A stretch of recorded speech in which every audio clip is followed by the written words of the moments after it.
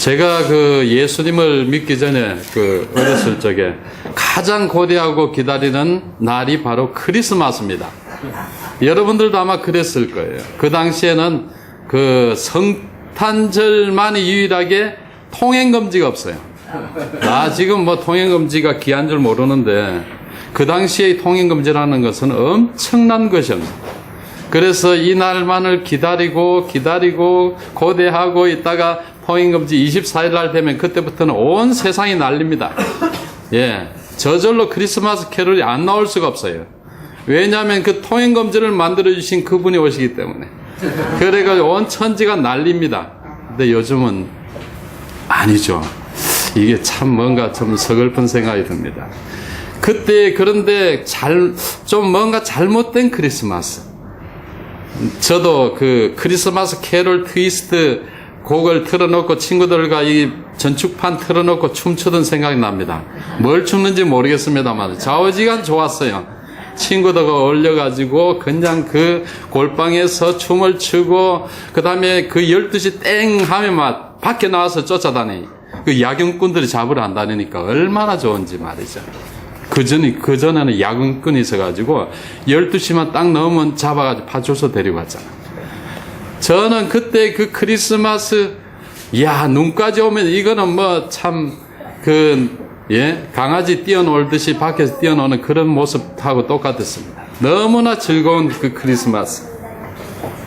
근데 제가 예수님을 영접하고 나니까 크리스마스가 참된 크리스마스의 의미를 보고 난 후에 그것이 아니구나 하는 것을 다시 한번 더 깨달았어요. 사실 오늘 본 말씀도 이 종려주일이나 고난주간에 있는 그런 말씀입니다. 하지만 우리 그리스도인들이 정말 오늘 이 말씀을 통해서 참된 크리스마스, 예수님께서 왜 이 땅에 오셔야 했는가, 왜 왕으로 오셔야 했는가 하는 것을 같이 나누는 그런 시간이 됐으면 좋겠습니다. 오늘 본문 말씀은 예수님께서 빌라도 법정에서 빌라도와 나누는 그런 대화의 장면입니다.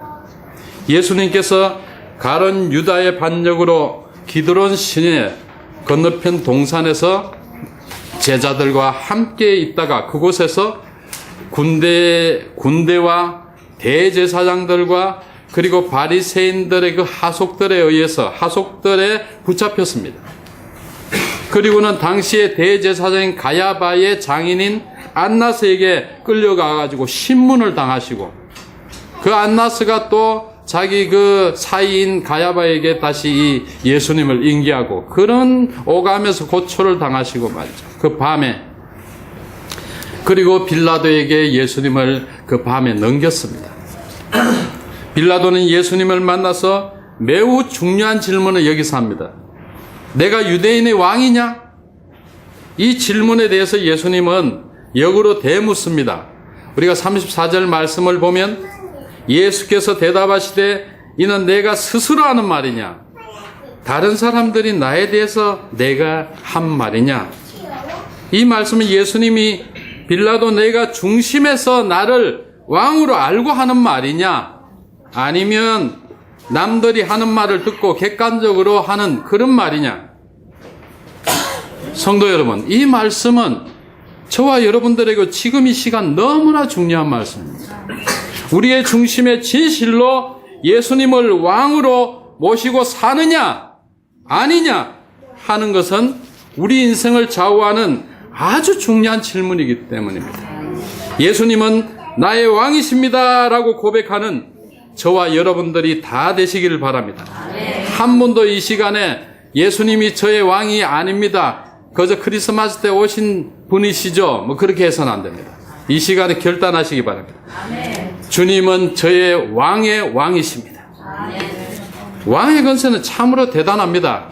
여러분들 알다시피 아주 쉽게 한 생명을 죽이기도 하고 또한 살리기도 합니다. 또한 부하게도 하고 또 가난하게도 하고 높이 세우기도 하고 낮은 곳에 처하기도 하는 게 왕의 권세지 않습니까?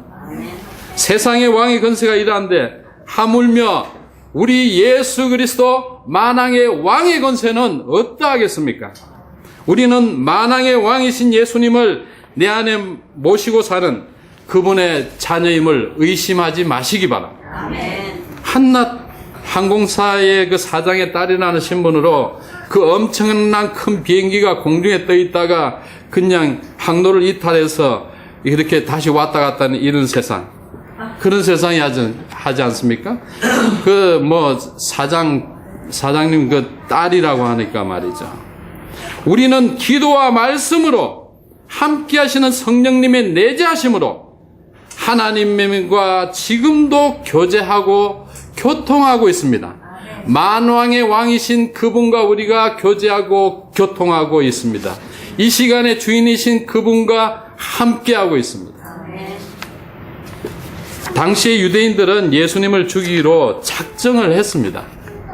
그래서 그들은 빌라도에게 이렇게 말했습니다. 우리에게는 사람 죽일 권한이 없으니 로마법에 의해서 예수님을 죽여달라. 그렇게 했어요. 그러나 빌라도는 예수님께 아무리 말을 붙여보고 이야기를 나눠보고 해도 죄를 찾지 못했어요. 그 실정법에 어긋나는 말씀을 안 하시니까 말씀이죠. 정확한 말씀이 있습니다. 그래서 그는 예수님을 놓으려고 힘썼다고 했습니다. 총독인 빌라도가 예수님을 놓으려고 힘썼고 유대인들은 예수님을 죽이려고 했고 그러자 유대인들은 빌라도를 협박하기 시작했어요. 여러분들 요한복음 19장 12절 말씀 한번 찾아보시기 바랍니다. 바로 옆에 있는데요.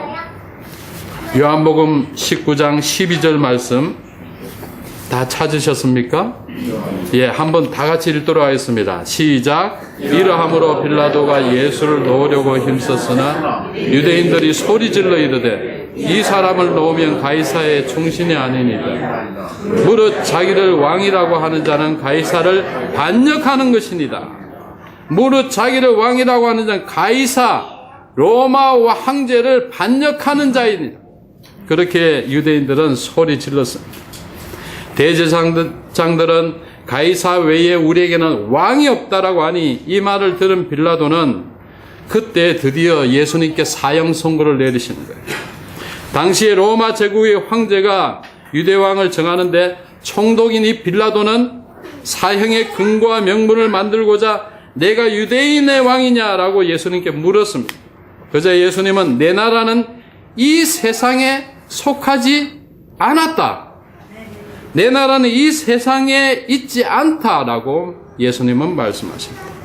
오늘 본문 요한복음 18장 36절 말씀에 보면 만일 내 나라가 이 세상에 속하였으면 내 종들이 싸워서 유대인들에게 나를 넘기지 않으셨을 것이다 라고 그렇게 예수님은 말씀하고 있습니다. 여기서 예수님께서 말씀하신 그 나라는 그토록 우리 그리스도인들이 사모하는 그 하늘나라를 말씀하고 있는 것입니다. 세상의 제도와 권력에 의해서 다스려지는 그런 나라가 아닙니다. 그 나라는 참된 진리 대신 예수님의 음성을 믿음으로 듣는 사람, 예수님의 말씀을 믿음으로 듣는 사람만이 알 수 있고 갈 수 있는 나라가 바로 이 나라인 것입니다. 이 심오한 말씀을 하시니 그 당시에 믿음 없는 빌라도가 어떻게 이해가 되겠습니까? 우리가 이 귀한 말씀을 듣고 알고 진리의 말씀을 우리의 마음에 모시고 산다는 것은 이건 복의 복입니다. 그렇지 않습니까? 이 당시에 예수님을 앞에다 두고 예수님과 직접 대화하면서 그분이 죄가 없다는 것도 안 그 빌라도가 말이죠. 이 예수님을 사형 선고를 내리는 그런 입장에 있는 거, 이 참 기가 막힌 노릇 아닙니까? 그게 비해서 우리는 예수님을 보지도 못하고 만나지도 못하고 알 수도 없습니다만은, 그러나 말씀 하나로 그분이 우리 삶 속에 성령님으로 내재하는 놀라운 그 은혜로 이런 놀라운 믿음의 삶에 살고 있다는 것, 이건 복의 복이라고 여러분들 감사하기 바랍니다. 할렐루야. 요한복음 18장 37절 말씀에 보면 빌라도가 이르되 그러면 내가 왕이 아니냐? 예수께서 대답하시되 내 말과 같이 내가 왕이니라. 내가 이를 위하여 태어났으며 이를 위하여 세상에 왔나니 곧 진리에 대하여 증언함이로다. 이렇게 선포하셨어요. 내가 태어났고 이 일을 위하여 내가 왕이다. 내가 이 일을 위하여 태어났고 이 일을 위하여 세상에 내가 왔다. 그리고 이 진리를 지금 너희들 앞에 바로 증언하고 있다. 내가 왕이다. 무릇 진리에 속한 자는 내 음성을 듣느니라 라고 했습니다. 무릇 진리에 속한 자는 내 음성을 듣는다 했습니다. 그러나 수많은 그 당시의 대제사장들과 그 다음에 유대인들 빌라도조차도 예수님의 진리의 말씀을 듣기는 들어도 그들에게 믿음이 없기 때문에 예수님을 받아들이지 못하는 안타까운 일들이 있습니다. 예수님은 태어나실 때부터 왕으로 태어나셨어요. 세상의 왕들은 모두가 왕의 아들과 딸로 지위를 얻은 후에 왕이 되지만 우리 예수님은 태어나시면서 만왕의 왕으로 이 땅에 오셨습니다.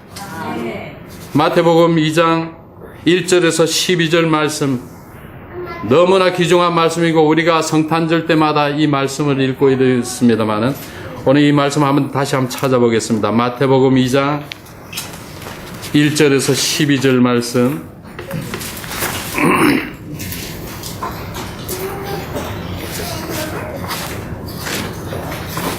다 찾으셨으면 마태복음 2장 1절에서 12절을 다 찾으시면 한 목소리로 함께 봉독을 하겠습니다. 다 같이 시작. 헤롯 왕 때에 예수께서 유대 베들레헴에 나시되 동방으로부터 예루살렘에 이르 말하되 유대인의 왕으로 나시니가 어디 계시냐? 우리가 동방에서 그의 별을 보고 그에게 경배하러 왔노라 하니 헤롯 왕과 온 예루살렘이 듣고 소동한지라.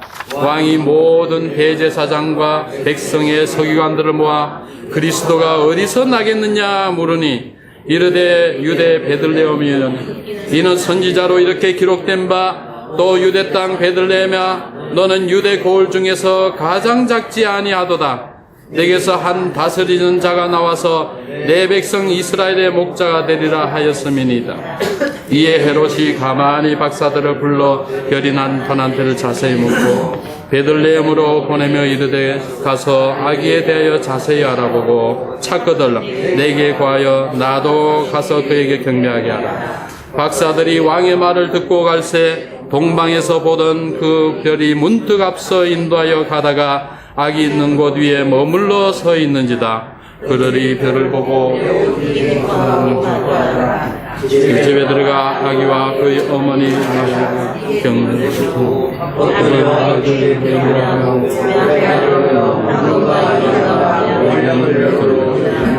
그들은 꿈에 별을 따라가지 말라 지시함을 받아 다른 길로 보게 돌아가니라. 아멘.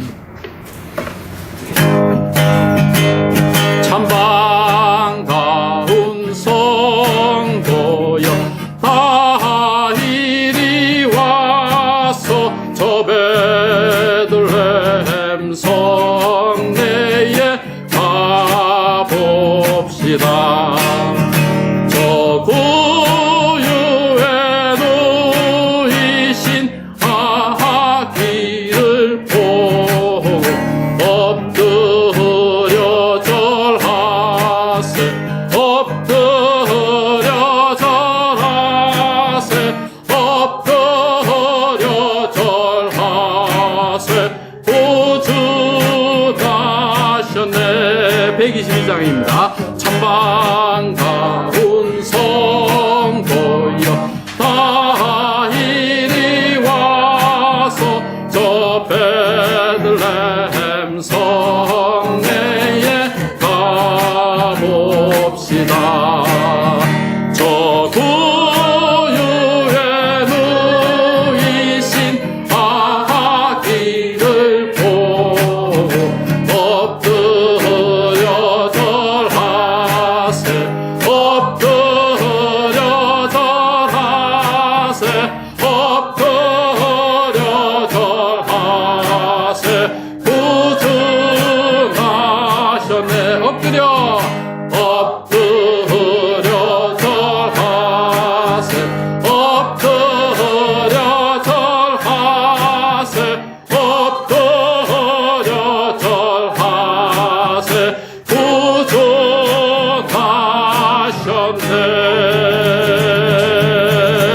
할렐루야. 우리가 이렇게 엎드려 절하는 이유는 바로 그분은 우리의 만왕의 왕이 되시고 이 우주 만물에서 통치자 왕이 되시는 그분이기 때문입니다. 동방박사들은 유대 땅 베들레헴에 와서 여기에 유대인의 왕으로 나신 이가 어디 있느냐 하고 이렇게 물었습니다. 그자 소문을 들으니 헤롯은 당시의 대제사장들과 서기관을 불러다 모았습니다. 과연 왕이 어디서 나겠느냐? 그때에 이 성경에 능통한 서기관들이 미가서 5장 1절 말씀을 정확하게 밝혀냅니다. 이거는 예수님이 탄생하시기 이전에 예언된 말씀이에요. 베들레헴 에브라다야, 너는 유다 족속 중에 작을지라도 이스라엘을 다스릴 자가 내게로 나올 것이다. 그의 근본은 상고에 영원에 있느니라. 이렇게 서기관의 이야기를 들은 헤롯의 심정이 어떻게 했을까? 그러나 그들은 구원주로 오신 메시아 예수님의 탄생을 알아내지만 왕으로 오신 예수님을 오히려 죽이려는 일에 가담을 하는 것이죠. 동방박사들은 아기 예수님께서 모친 마리아와 함께 있는 것을 보고 엎드려 경배를 하고 보배 합을 열어서 황금과 유황과 몰약을 예물로 드리게 됩니다. 그들은 꿈에 헤롯에게로 가지 말고 다른 길로 가라고 하는 지시함을 받고 다른 길로 고으로 돌아갔습니다. 그 후 주의 사자가 요셉에게 나타나서 헤롯이 아기를 죽이려고 하니까 모친 마리아와 아기의 어머니 마리아를 데리고 아기와 애굽으로 피신하라. 그런 듣게 됩니다. 그래가지고 이 요셉은 마리아와 예수님을 애굽으로 이집트로 이렇게 잠깐 피신을 하게 됩니다. 헤롯은 박사들에게 속은 줄 알고 심히 노했습니다. 그 모든 지경에 있는 2살 아래의 사내 아이들을 전부 죽이는 그런 끔찍한 살육을 벌이는 현장을 우리는 성경을 통해서 보게 됩니다. 이것은 세상의 권력력에 어두운 추악한 세상의 왕들의 그런 그 적나라한 이런 모습들을 우리에게 보여주는 그런 부분입니다. 그 외에도 세상의 왕들은 엄청난 그 비리를 저지르는 거 우리는 역사를 통해서 알 수 있지 않습니까? 오늘 본문에서 당시 유대인들은 가이사 외에 왕이 없다라고 소리칩니다. 오늘날에도 예수님을 왕으로 모시지 않는 사람들이 너무나 이 땅에 많이 있습니다. 이러한 질문에 대한 답은 이 인생의 죽음 후에 지옥이냐 천국이냐 하는 엄연한 그 현실 앞에 우리는 놓이게 됩니다. 이 세상의 모든 사람들은 예수 그리스도를 왕으로 받아들이느냐 못하느냐, 그것은 바로 엄청난 이후에 이러한 이것을 당하게 됩니다. 그것이 히브리서에서 말씀하시는 그 후에는 심판이 있다라고 했습니다. 심판, 이것은 어떻게 할 수 없는 것입니다.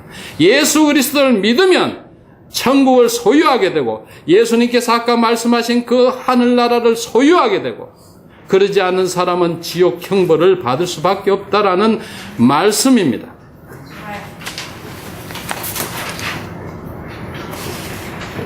당시에 예수님을 만나기가 그렇게 쉽지 않았을 텐데도 이 총독 빌라도는 예수님을 바로 앞에 모시고는 아주 건성적으로 이야기를 합니다.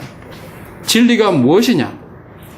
이렇게 묻고는 그 진리에 대해서 좀 더 깊이 알든지 예수님과 대화를 더 나누든지, 예수님 그 진리가 무엇입니까? 당신이 왕이라고 했는데 도대체 어떻게 왕이십니까? 왜 왕이십니까? 당신과 나와의 관계는 어떻게 되는 겁니까? 도대체 뭐 하러 오셨습니까? 그 진리에 대해서 알아야 될 거 아니에요?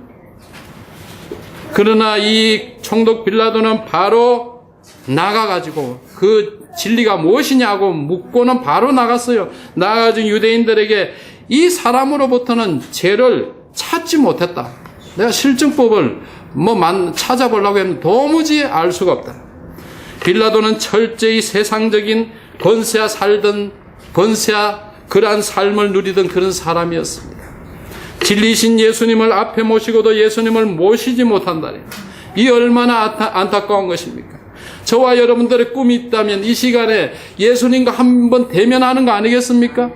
저와 여러분들이 대면할 수 있는 것은 이 땅을 떠나서 하늘나라에서 대면하는 것밖에 없습니다. 하지만 이 당시에 빌라도는 예수님과 바로 그 앞자리에서 한참 동안 대면을 했어요.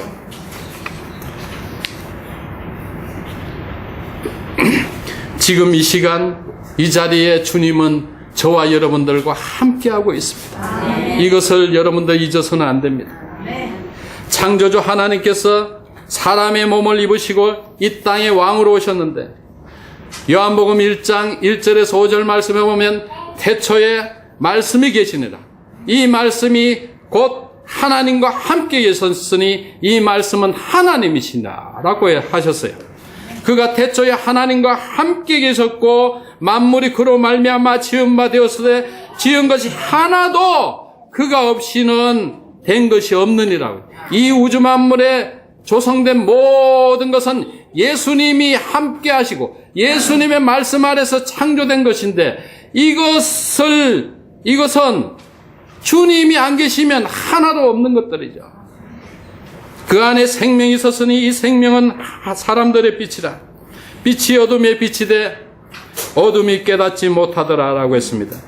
예수님은 태초에 말씀으로 계셨고 하나님의 창조 사역에 함께 하셨습니다. 또한 이 요한복음 1장 14절 말씀에 보면 말씀이 육신이 되어 우리 가운데 거하시며 우리가 그의 영광을 보니 아버지의 독생자의 영광이요 은혜와 진리가 충만하더라 라고 했습니다. 이 말씀은 말씀이 바로 로고스입니다. 즉 살아있는 능력의 말씀이라는 것이죠. 죽은 자를 살리고 병든 자를 일으키고 놀라운 이적을 보여주는 이 말씀은 죄로 인해서 영원한 지옥 형벌을 받을 수밖에 없는 저와 여러분들을 다시 세우시고 일으키시고 저 하늘나라로 인도하는 그 약속의 말씀이 바로 로고스입니다. 이 말씀인 것입니다. 말씀으로 이 땅에 왕으로 오신 이 그분께서 사람의 몸을 입으시고 이 땅에 구체적으로 자신을 보여주신 사건이 바로 이 사건인 것입니다. 창세전의 말씀으로만 계시지 않고 직접 인간의 삶 속에 오셨습니다. 영접하는 자들에게는 하나님의 자녀가 되는 권세를 주셨고 이 우주 만물을 창조하신 하나님께서 믿는 자들 가운데 함께 하신다는 놀라운 사실입니다.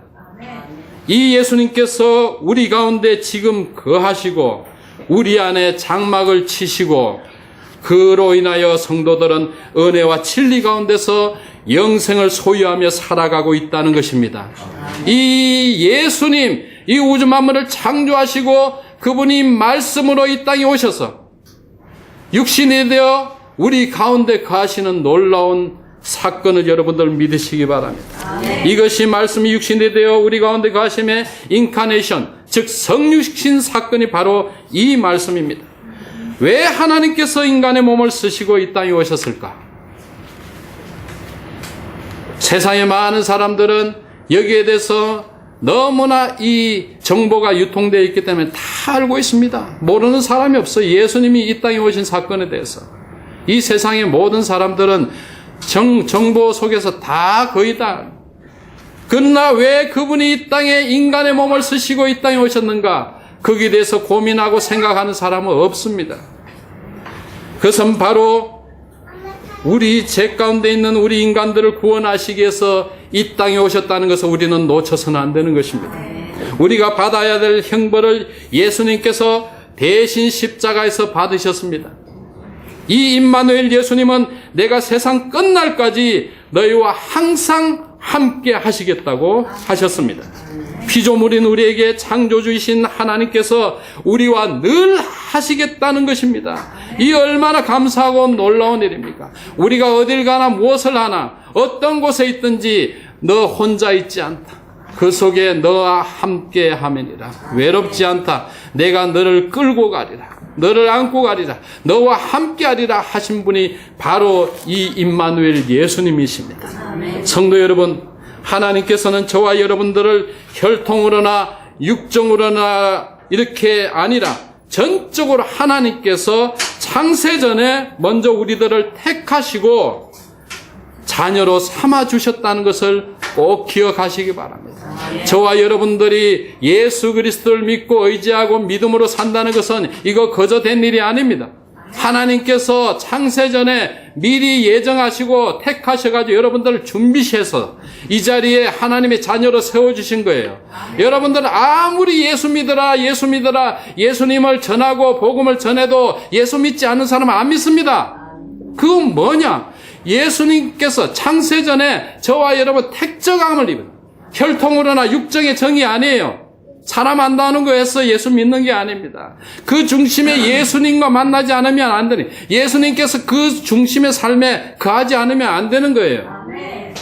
그러나 예수님께서는 우주 만물을 창조한 만왕의 왕이셨지만 낮고 천한 이 땅에 겸손한 종의 모습으로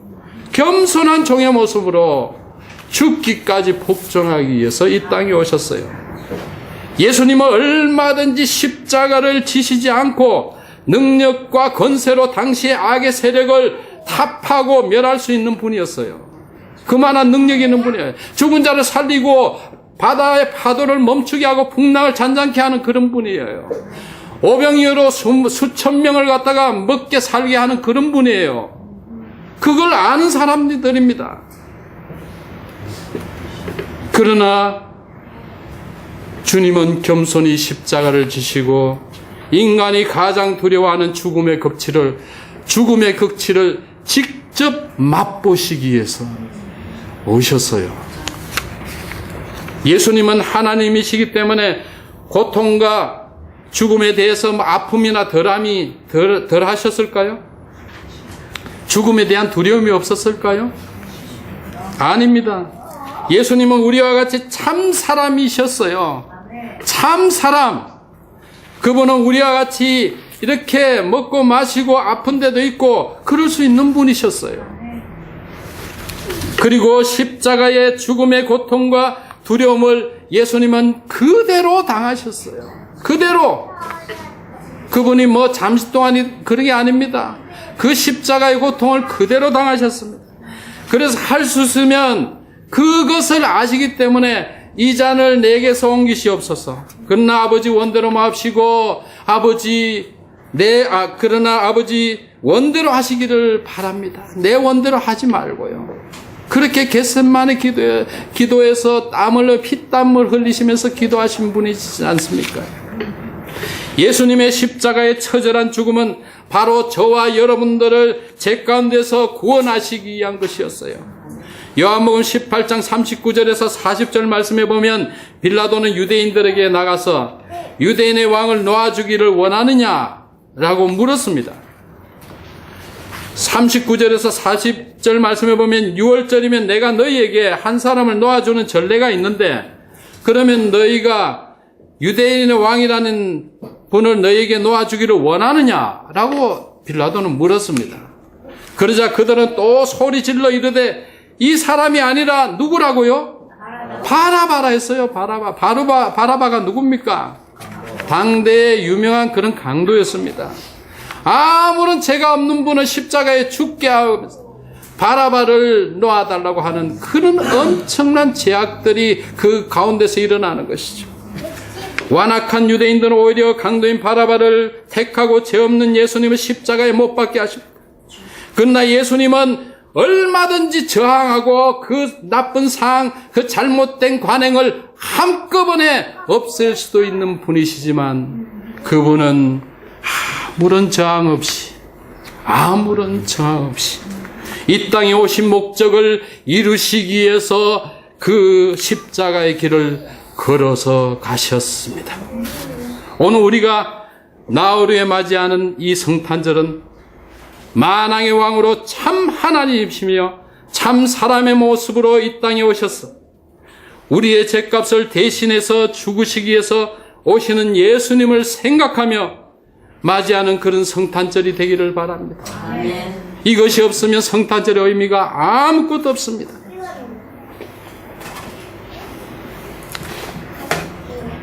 하나님의 우리를 위한 사랑이 구주 예수님을 십자가에서 죽게 하셨어요. 그것이 주님의 사랑입니다. 하나님께서 이 땅에 우리를 위해서 모든 것을 내어주시기 위해서 오셨습니다. 그것이 주님의 아가페 사랑입니다. 아무런 대가 없이 거저주시는 주님의 그 사랑을 우리는 기억해야 될 것입니다.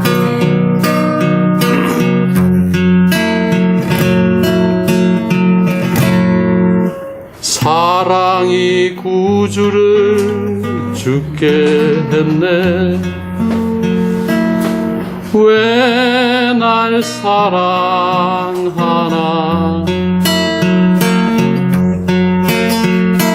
겸손히 십자가 지시었네. 왜 날 사랑하나.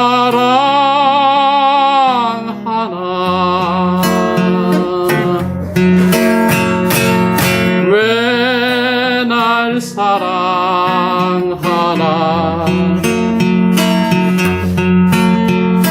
왜 날 사랑하나.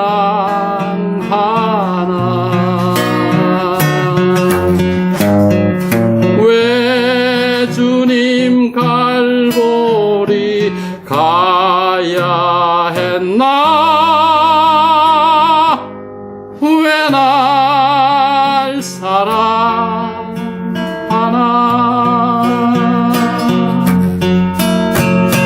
나 대신 고통을 당하셨네.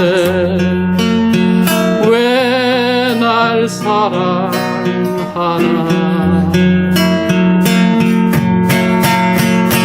죄 용서 받을 수 없었는데 왜 날 사랑하나.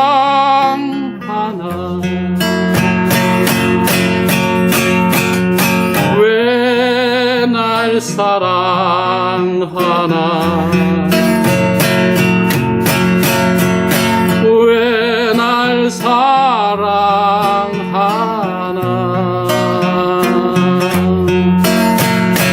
왜 주님 갈보리 가야 했나. 왜 날 사랑하나.